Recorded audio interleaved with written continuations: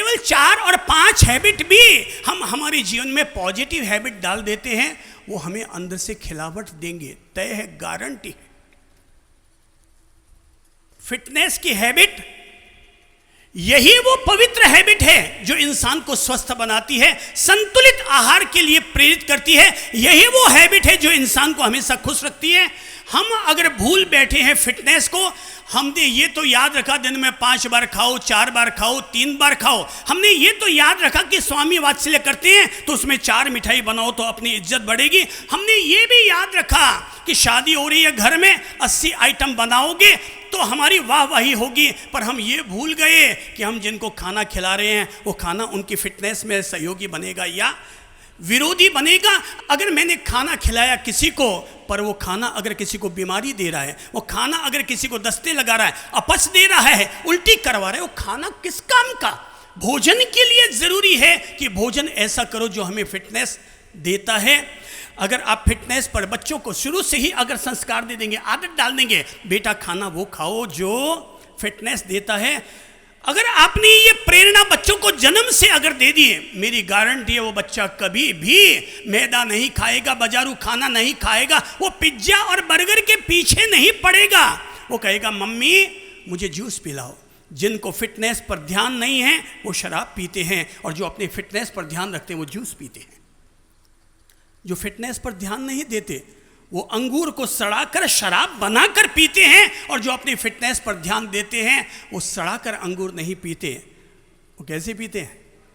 ताज़ा ताज़ा ताज़ा, वो ताज़ा अंगूर पीते हैं। भाई साहब दूध पीना चाहते हैं हम ताज़ा, तो जूस क्यों पी रहे हैं बासी? फिटनेस पर ध्यान दो। फिटनेस पर ध्यान दोगे तो किसी का भी पेट नहीं बढ़ेगा। ये जितने लोगों के पेट बढ़ रहे हैं ना, जो लोग भी मोटे हैं, बीमारियां घर कर चुके हैं, जिनको रोज 10 गोलियां खानी पड़ रही है, उन सब लोगों को अगर वो आज से ही ये हैबिट बना लेते हैं, आज से मैं अपने आने वाले 20 दिन के लिए अपनी फिटनेस पर काम करूंगा।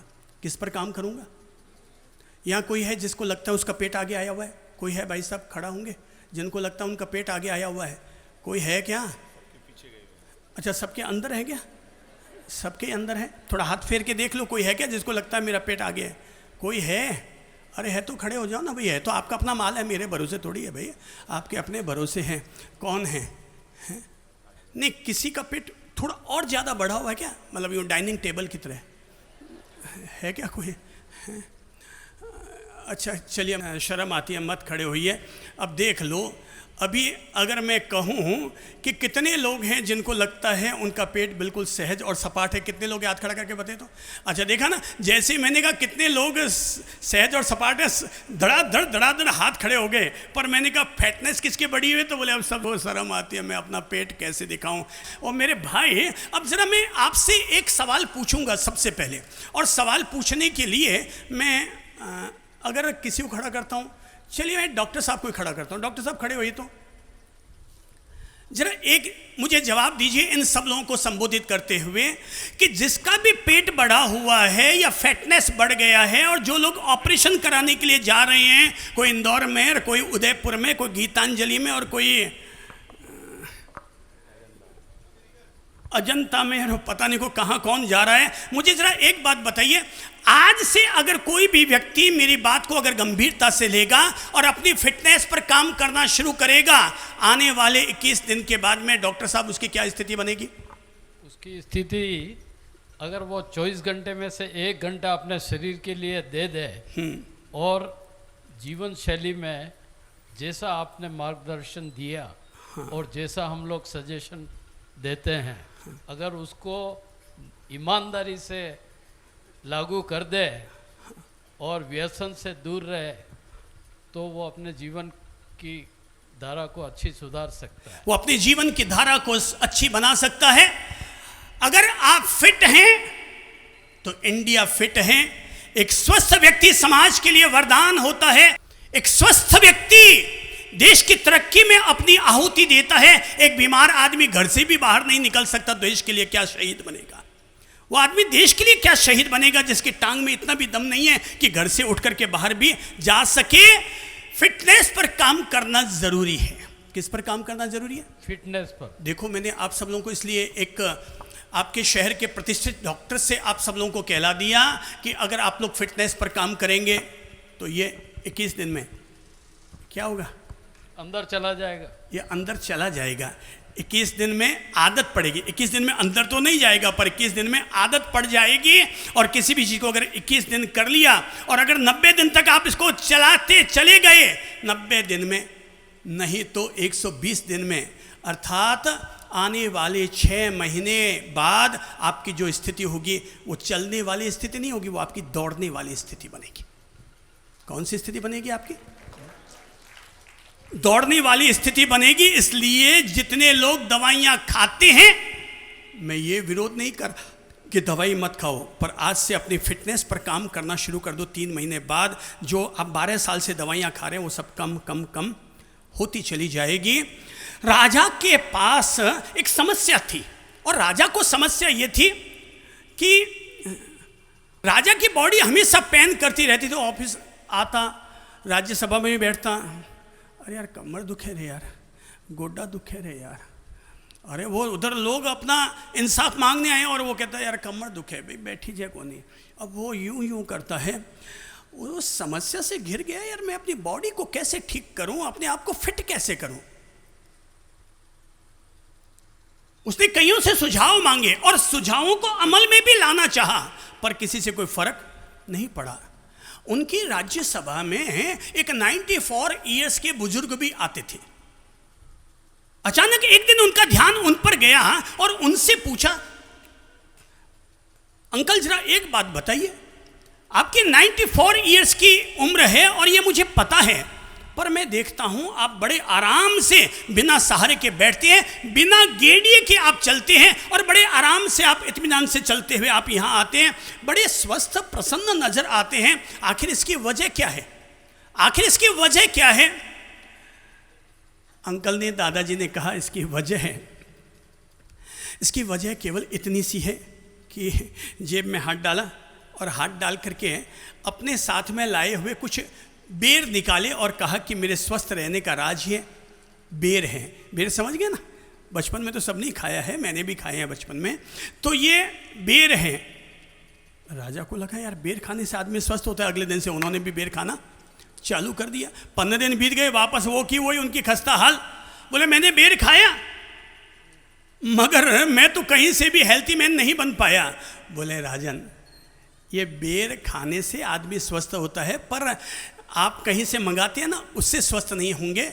आपको अगर स्वस्थ होना है, फिटनेस लानी है, तो मेरे साथ कल चलिए, मैं बताता हूँ ये बेर मैं कौन से खाता हूँ और कैसे मैं ठीक होता हूँ। अगले दिन राजा रथ पर पहुँच गया उनके घर पर। तो दादाजी ने कहा, महाराज रथ से नीचे उतरना पड़ेगा, रथ पर बैठने से वो बेर काम नहीं करेंगे। तो बोले नीचे उतर गए। बोले अब क्या करना है? बोले आओ मेरे साथ चलो। अब दादाजी ने एक छोटा सा डंडा ले लिया कुत्तों से बचने के लिए और थोड़ी सी रोटियां अपने हाथ में ले ली, ताकि रास्ते में जो भी जीव जंतु जानवर मिलते जाएंगे उन सबको रोटी के टुकड़े देते हुए आगे बढ़ते जाएंगे। अब राजा और वो दादाजी दोनों साथ साथ चल रहे हैं। राजा की उम्र है 54 साल और दादाजी की उम्र है 94 साल। अब दोनों साथ साथ चल रहे हैं। 4 किलोमीटर चलते चले गए। दादाजी ने कहा अब 10 मिनट यहाँ आराम कीजिए महाराज। 10 मिनट आराम किया। अब उसके बाद उन्होंने वहाँ पर लगभग 20 मिनट तक एक्सरसाइज की, योगा किए और एक्सरसाइज की, योगा किया। बोले महाराज जी अब बैठो, माइंड को शांत करो, 15 मिनट ही सही अब बैठ करके मेडिटेशन करो, 15 मिनट ही सही बैठ करके मेडिटेशन करो। बोले कि भाई मेरा तो दिमाग भटक रहा है, मन भटक रहा है। बोले कोई बात नहीं महाराज, भटकने दो इसे, आप केवल इसको बैलेंस बनाने का दिमाग में लेकर के बैठो। आज नहीं तो कल, कल नहीं तो परसों, 3, 4, 5, 7, 10 दिन में अपने आप ये शांत भी होगा, निर्मल भी होगा और अंदर से कंसंट्रेट भी बनता चला जाएगा। ठीक है, दादाजी ने कहा। तो अब वो मेडिटेशन भी किया। जब खड़े हुए तो दादाजी ने कहा, महाराज अब ये सामने जो बेर के पेड़ दिखाई दे रहे ना, वहाँ से बेर तोड़ लीजिए। वहाँ से बेर भी तोड़े। अब बोले अब महाराज वापस चलते हैं। बोले कि अब बेर खाते रहो और चलते रहो, बेर खाते रहो और चलते रहो, बेर खाते रहो और चलते रहो। महाराज रास्ते भर बेर खाते रहे, चलते रहे। पहला दिन बना, राजा ने कहा अभी बॉडी दुख रही है। बोले कोई बात नहीं महाराज, कल फिर आप सुबह सुबह मेरे घर पर आ जाइएगा। अब पहला दिन बीता, दूसरे दिन भी यही आवृत्ति हुई, तीसरे दिन भी यही आवृत्ति हुई। 21 दिन जब बीता तो राजा ने कहा यार आई एम फिट। राजा ने क्या कहा, थोड़ा मुट्ठी बांध कर बोलिए तो क्या कहा, आई एम फिट। अपने आप को हमेशा अफर्मेशन देते रहा करो, मोटिवेट करते रहा करो, आई एम फिट। अभी तो केवल अपने आप को ये कहते हो आई एम इल, मैं बीमार हूँ। मैं कहूँगा अपने आप से कहा करो आई एम फिट, मैं स्वस्थ हूँ। अब 21 दिन जब बीते तो राजा ने राज्यसभा में खड़े होकर कहा यार तेरे बेरों ने बड़ा कमाल कर दिया, मैं वाकई यार फिट हो गया, आई एम फिट। दादा ने कहा कमाल बेरों ने नहीं किया महाराज, कमाल ये जो आप रोजाना 4 किलोमीटर मेरे साथ चल कर गए और 4 किलोमीटर चल कर के आए, वहाँ बैठकर जो आपने एक्सरसाइज की उसने सारा कमाल किया। बेर तो केवल टाइम पास था, बेर को खाना तो केवल टाइम पास था। असली काम तो जो आपने मेहनत की, जो आप चले। जो भी व्यक्ति अपनी बॉडी पर काम करेगा वो हर आने वाले 21 दिन में स्वस्थ बनेगा। जो भी व्यक्ति काम करेगा 21 दिन कोई बहुत ज्यादा नहीं होते हैं। और मैं आपके जीवन में से केवल सुबह का आधा घंटा निकालने के लिए कह रहा हूं। वो टाइम जो आपको आने वाले 15 साल के लिए, 20 साल के लिए, भगवान करे आप 100 साल तक जिंदगी पाओ, जितनी भी आपकी ज़िंदगी है वो ज़िंदगी आपको बिना गेड़िए की ज़िंदगी दे रहा हूँ। वो ज़िंदगी जो ज़िंदगी बिना बुढ़ापे की ज़िंदगी होगी। भाई आज मैं अगर 60 साल का हूँ, 80 साल का बन जाऊँगा तब भी बूढ़ा नहीं बनूँगा। मैं कभी बूढ़ा नहीं होऊंगा। मैं जब तक जीऊँगा एक्टिव बनकर जीऊँगा, कर्मयोगी बनकर जीऊँगा, स्वस्थ बनकर जीऊँगा, अपने आप को एनर्जेटिक पर्सन बनाकर जीऊँगा। बूढ़ापा केवल एक दिन के लिए लाना चाहिए, उस दिन जिस दिन ऊपर जाने की वेला हमारे आ जाए और संदेशा पहुंच गया कि आज आपने ऊपर पधारना है। उस दिन कहना अब मैं थोड़ा बूढ़ा हो गया हूँ, आराम करता हूँ और बैठकर प्रभु भजन करके ऊपर की तरफ रवाना होता हूँ। बाकी जब तक जियो और जब तक है सांस तब तक है जीने की आस, और जब तक है जीने की आस अपने आप को हमेशा क्या रखो, फिट। दोबारा बोलो, फिट। मुट्ठी बांध कर बोलो, तीसरी बार फिर बोलो। आप में से कौन लोग चाहते हैं इंडिया हिट हो? कितने लोग चाहते हैं इंडिया हिट हो? वेरी गुड, सब लोग चाहते हैं इंडिया हिट हो। तो उसका पहला फॉर्मूला है और वो है आई एम फिट। अगर हम फिट तो इंडिया फिट।